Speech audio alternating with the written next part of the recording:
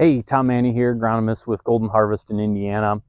Wanted to put a quick video together covering early planted soybeans this year. So a little backstory, April's been a little varied in terms of the weather patterns we've seen in the month. Had a lot of nice dry weather early at the end of March, then we got cold, it got wet. It's very varied across the state.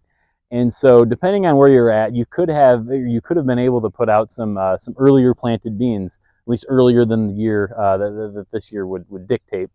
So I wanted to put a quick video together just covering what we want to look for in those early planted soybean fields this time of year. So in order for soybeans to emerge, you need about 90 to 100 GDUs in order to see them starting to pop through the soil. This field that I'm standing in now, we are right at that. So we are starting to see some beans pop their necks out of the soil, get those cotyledons up and going. So it's going to be a good area where we can highlight what we need to be looking at on our soybeans this year. So as you can see here, moved a little bit of the residue out of the way, and you can see a number of beans are just starting to pop their necks out and pull those cotyledons with them. So as we look down the row here, you can see a number of them. Obviously, that's not all of them. There's a number of that are still below surface. So first thing that I'm going to say we want to do is we're going to want to dig up that furrow and see what things are looking like below ground.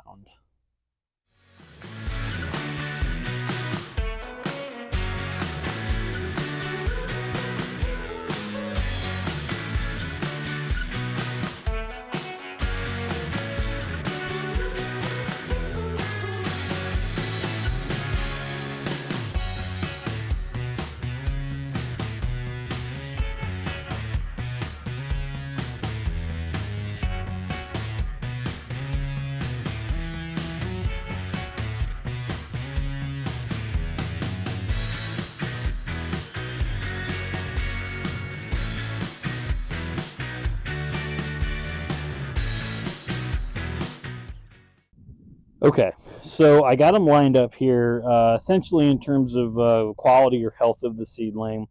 On the left here, this is what I would call the quality seedling. So really healthy. You can see starting to get some dark green color up top here. Hypocotyl here, this white part that connects the cotyledons down to the taproot. Hypocotyl is white, it's healthy, it's not mushy. Not overly swelled up, which is an indication of stress. So these three here, I'm going to call these the more quality seedlings, the better looking ones that we've seen. As we progress down, it's going to get into stages of worse and worse, and we'll go through. These next three here, so they're still below the soil surface. Maybe the neck was just starting to pop through for some of them. You can tell based off of the dark green color. But they're definitely behind these early emergers. A lot of these ones you can see a little bit more swelling of the hypocotyl, especially this one right here.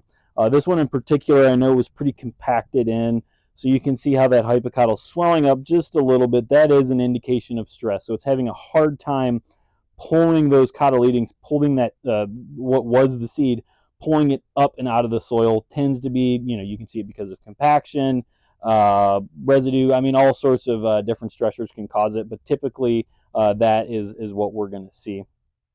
As we move down the list, you can see these ones.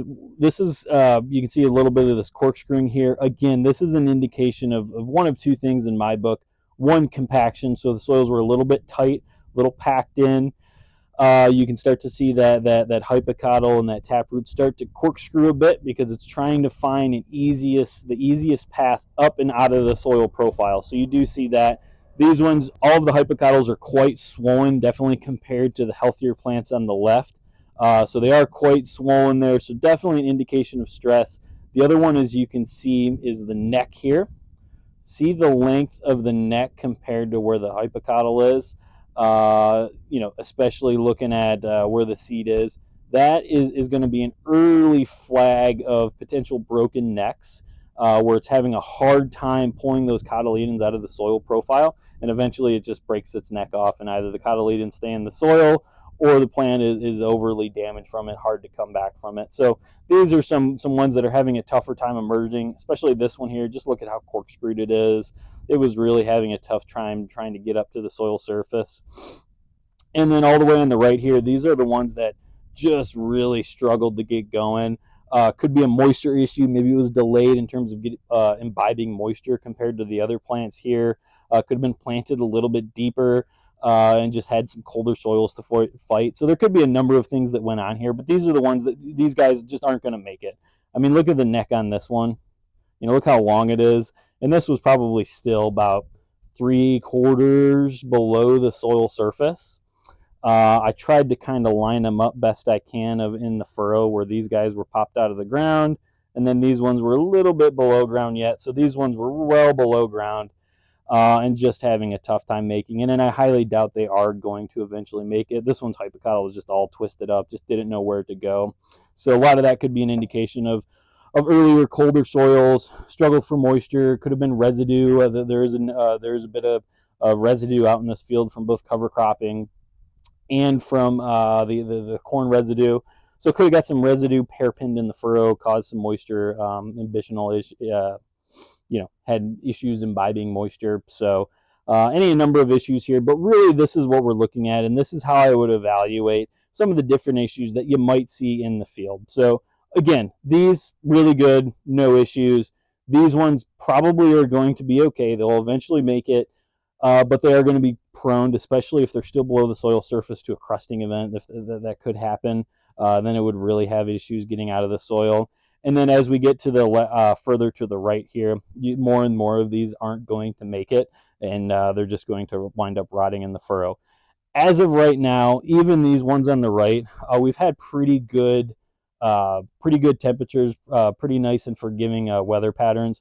So even these ones on the right, they're still firm, they're still healthy. If I pick it up, I mean, it's still firm, it's still healthy, it's still viable, it's still going to grow. The concern is how much more time is it going to take it to get up and out of the soil and eventually get them trifoliates out and start producing energy on its own.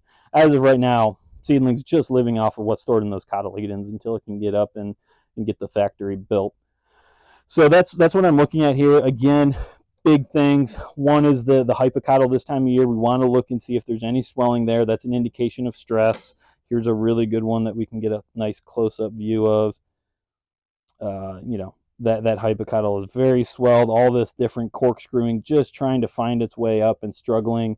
It's going, unless this one gets up and out of the soil in, I don't know, I'd give it maybe a week or so.